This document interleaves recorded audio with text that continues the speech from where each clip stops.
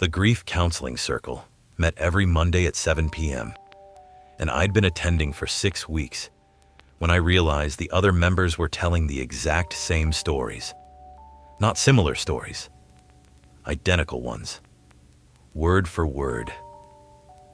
Janet would describe finding her son's room exactly as he'd left it, using the same phrases about his baseball trophies catching afternoon light. Marcus would share the moment his mother stopped recognizing him, always pausing at the same points, always reaching for tissues at the word stranger. Even their breathing patterns matched previous sessions. As a history teacher, I'd heard enough rehearsed presentations to recognize them. But this was different. These people weren't performing. They were trapped in their own narratives, reliving their worst moments with fresh pain each time. Dr. Sarah Winters sat across from our circle in her usual chair, hands folded, watching us with those patient brown eyes. Her office felt like stepping into a museum display of comfort. Built-in bookshelves lined with leather volumes, soft light from table lamps that never seemed to flicker, the steady tick of an antique clock. Fresh flowers sat on her desk, white lilies that never wilted despite weeks of sessions. Dr. Winters said my name, her voice carrying that same gentle authority. She asked if I'd like to share this week. I joined the group, hoping to fix my grief like a research project. 6 months after Maria's death, I was still waking up reaching for her side of the bed, still finding myself setting 2 coffee cups before remembering. My colleagues at Roosevelt High kept asking if I was feeling better, as if mourning followed a syllabus with clear learning objectives. Dr. Winters had seemed like the perfect solution.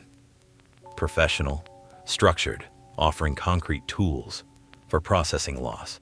But now, watching Janet's lips move in sync with words I'd memorized, doubt crept through my analytical mind. I began telling my story, the words feeling rehearsed despite being true. I explained how I'd lost my wife in a car accident.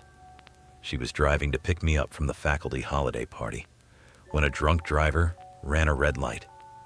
The group nodded with practiced sympathy, but something in their eyes seemed distant, unfocused, like they were listening to a recording rather than a person. Dr. Winters spoke about grief being a journey. She said we each travel at our own pace, revisit the same landmarks. There's no shame in returning to the same thoughts, the same memories, but repetition wasn't healing. It was stagnation. In my 20 years of teaching, I'd learned to recognize when students were stuck, when they needed new approaches to break through learning barriers. The next morning, I stood in our kitchen. My kitchen now. I stared at Maria's coffee mug still sitting in the dish rack. The house felt too large without her laughter echoing from the living room, too quiet without her humming while she cooked dinner. The scent of her lavender shampoo fading from the pillowcases. At school, I threw myself into lesson planning with desperate focus.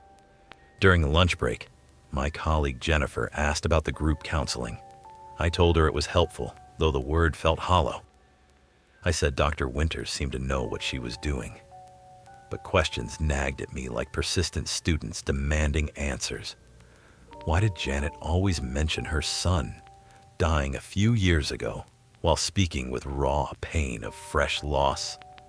Why did Marcus describe his mother's Alzheimer's using identical phrases each week, down to the same hand gestures? That evening, I returned to Dr. Winters' office with notebook in hand. Old teacher habits. I wanted to track our progress, measure healing like test scores. The same warm light welcomed me. The same lavender scent hanging in the air. The same perfectly arranged chairs in their precise circle. Janet began with her usual opening. She said her son would have been 25 this month. The exact same inflection, the same pause before 25, the same catch in her voice. I scribbled notes, documenting the repetition with the methodical precision I used for grading papers. When my turn came, I decided to test something. I mentioned thinking about what Janet said last week, about finding comfort in routine. Janet looked confused, her eyes unfocusing like a student called on while daydreaming. She asked what she had said.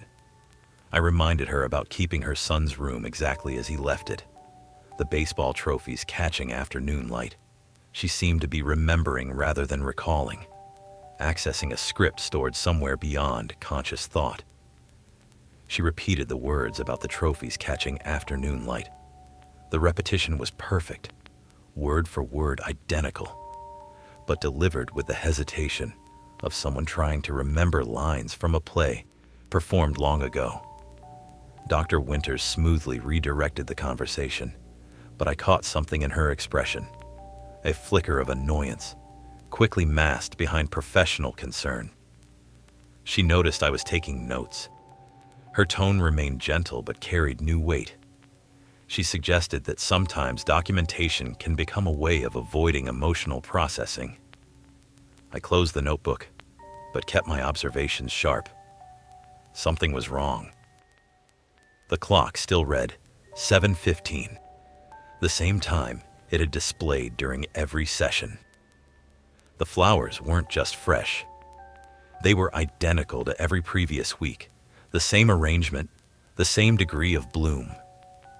Walking to my car afterward, the office building looked different in darkness, more weathered than the pristine interior suggested. Paint peeled from window frames. Weeds pushed through cracks in the sidewalk. The parking lot was empty except for my Honda. No other cars, no sign that Janet or Marcus had driven themselves. At home, I opened my laptop and did what any teacher would do when faced with inconsistencies. I researched. Dr. Sarah Winters' professional website looked legitimate, but something about her photo bothered me. It had a timeless quality, as if taken years ago and never updated. Her credentials checked out through 2018, then went dark. No recent publications, no continuing education credits that licensed therapists were required to maintain. The trail simply stopped, as if she'd vanished from the professional world entirely.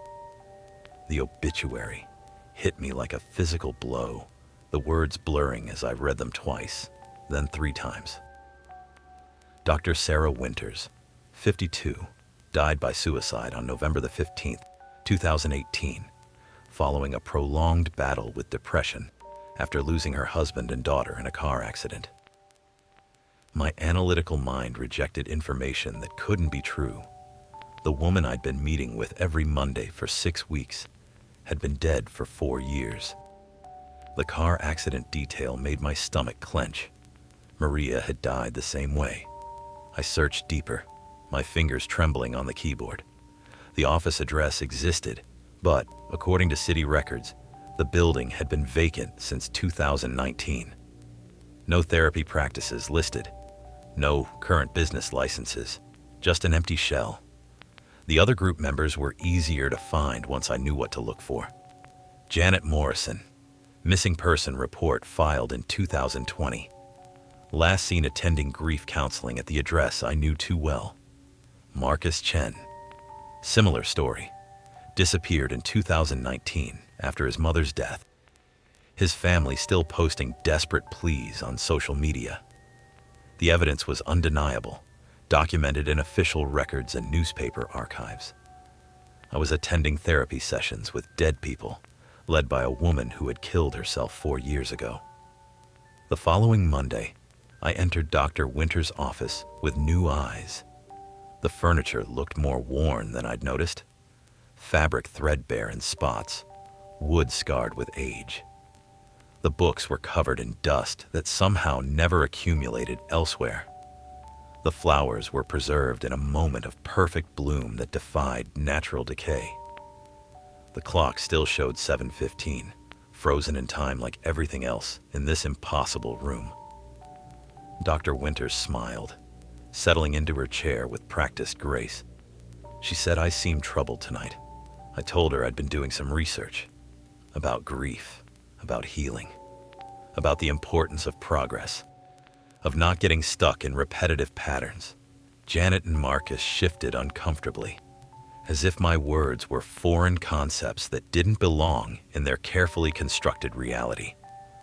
Dr. Winters replied that progress can be overrated. She said sometimes the kindest thing we can do is honor our pain, sit with it. Moving forward can feel like betrayal. I pressed back. Healing doesn't mean forgetting. Maria wouldn't want me to stay trapped in the worst moment of my life. Dr. Winters' expression hardened, the mask of professional compassion slipping like paint peeling from those weathered window frames.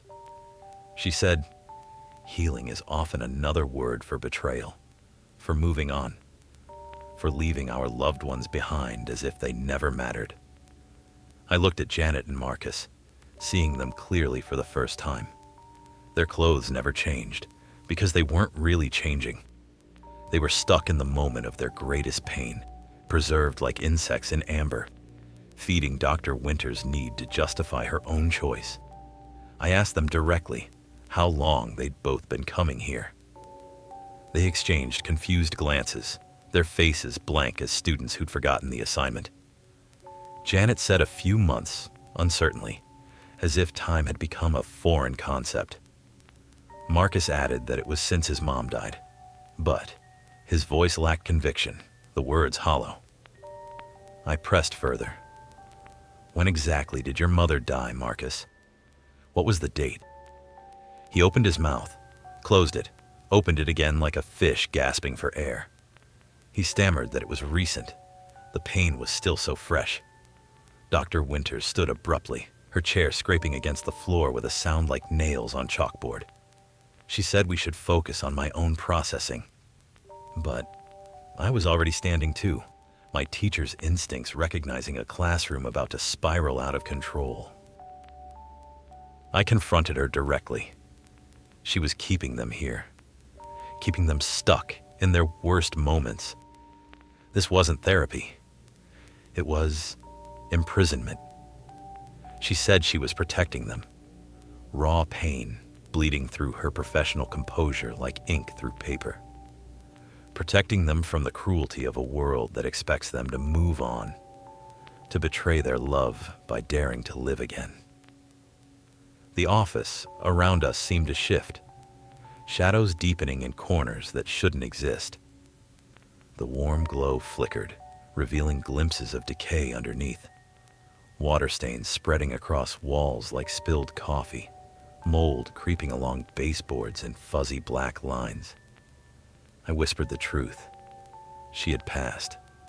She couldn't handle losing her family, so she left this world. And now, she was trapping others in the same hell she couldn't escape.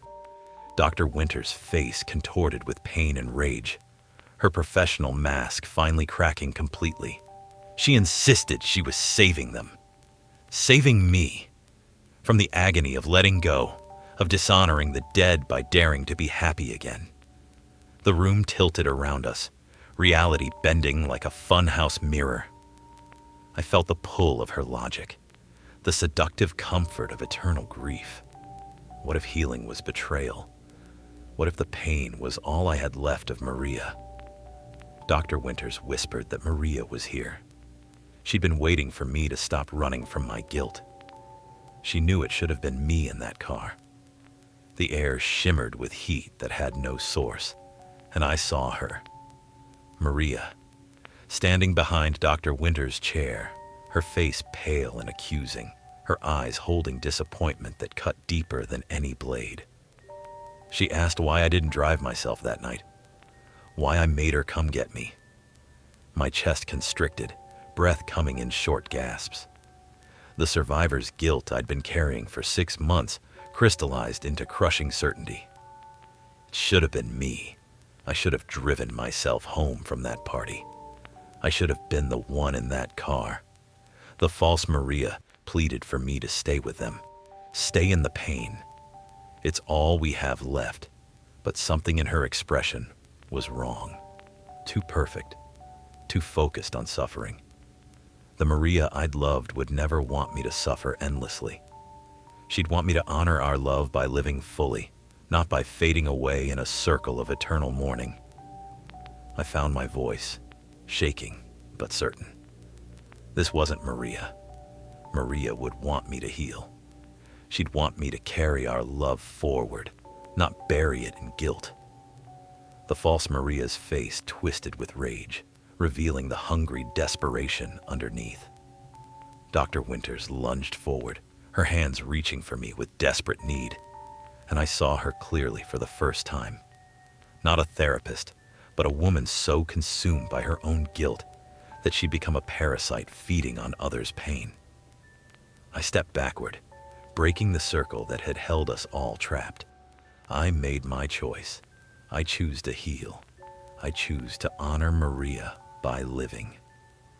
The office began to dissolve around us like smoke and wind. Janet and Marcus looked at me with sudden clarity, their faces brightening as if waking from a long nightmare. They smiled genuinely for the first time since I'd known them and faded into peaceful light. Dr. Winters screamed, a sound of pure anguish that seemed to come from everywhere at once, as her carefully constructed prison of grief collapsed. The walls crumbled, the furniture rotted away in fast-forward decay. I found myself standing in an empty, abandoned room with boarded windows and water-damaged floors. The real world flooded back in. Traffic sounds from the street below, the smell of rain on concrete, the weight of actual time passing. I was alone in a derelict building, but for the first time in 6 months, I felt truly alive. 2 weeks later, I sat in a real therapist's office. Verified credentials, living therapist, windows that showed the actual world outside. Dr. Martinez listened as I told her about Maria, about my guilt, about the long journey toward healing that lay ahead. She spoke gently, her voice carrying genuine warmth instead of honey over steel. Grief isn't something to fix, she explained. It's something to carry. The goal isn't to stop missing her, but to learn how to miss her while still living fully. I nodded, understanding finally that healing wasn't betrayal. It was the most profound way to honor the love we'd shared. Maria lived on in my capacity for joy, not in my commitment to suffering. Dr. Martinez helped me understand that survivor's guilt was normal, but it didn't have to define my future. Maria had chosen to pick me up that night out of love, not obligation. Honoring that love meant choosing life, not drowning in endless regret. We talked about practical steps, how to handle the waves of grief that would still come, how to recognize the difference between healthy remembrance and destructive obsession, how to build new routines that honored our past while embracing the future. She recommended joining a legitimate grief support group, one that focused on healing rather than dwelling. She suggested volunteer work, ways to channel my pain into helping others. She reminded me that Maria would want me to use my experience to make the world a little less painful for someone else. Over the following weeks, I began to rebuild. Not the life Maria and I had planned, but a new one that carried her memory forward. I started volunteering at a crisis hotline, using my teaching skills to help people navigate their darkest moments. At school, I found myself more patient with struggling students, more aware of the hidden pain that could lurk behind academic problems. My own experience with grief made me a better teacher, more compassionate, more real. I began cooking again, trying new recipes instead of reheating frozen meals. I bought different coffee, rearranged the furniture, slowly making the house feel like home rather than a shrine. Each change felt like a small act of courage. The nightmares about Dr. Winters faded, replaced by dreams of Maria that felt genuinely peaceful. In these dreams, she would smile and tell me she was proud of my progress. Not the false Maria who wanted me trapped in suffering, but the real woman who had loved me enough to want my happiness, even after her death. Months passed. The acute pain of loss transformed into something more manageable, a permanent ache that no longer controlled my every moment. I learned to carry grief like a teacher carries lesson plans, always present, but not overwhelming. I never forgot the others I'd met in that impossible circle. Janet and Marcus, trapped for years in their worst moments until someone finally broke the cycle. I hoped they'd found the peace that had been stolen from them, that they were finally free to rest. Sometimes I wondered about other people like me, vulnerable in their grief, seeking help and finding predators instead. I made it my mission to warn others, to share my story when appropriate, to help people recognize the difference between healing and imprisonment. That night, I put away Maria's coffee mug for the first time. Not because I'd forgotten her, but because I was finally ready to remember her with gratitude instead of guilt. The grief remained, but it had transformed from a prison into a bridge connecting our past love to my future life. I kept her picture on the mantle, but added new ones beside it. Photos of the life I was building, the students I was helping, the small moments of joy I was learning to embrace again. Maria's memory became part of a larger story, one that honored her by celebrating life rather than surrendering to death. The real work of grief, I learned, wasn't about forgetting or moving on. It was about integration, about weaving loss into the fabric of continued living. Some threads would always be darker than others, but they could still contribute to something beautiful. As I turned off the lights and headed upstairs, I felt Maria's presence not as a ghost demanding eternal mourning, but as a gentle encouragement to keep living, keep loving, keep growing. The best way to honor the dead, I finally understood, was to live fully for both of us.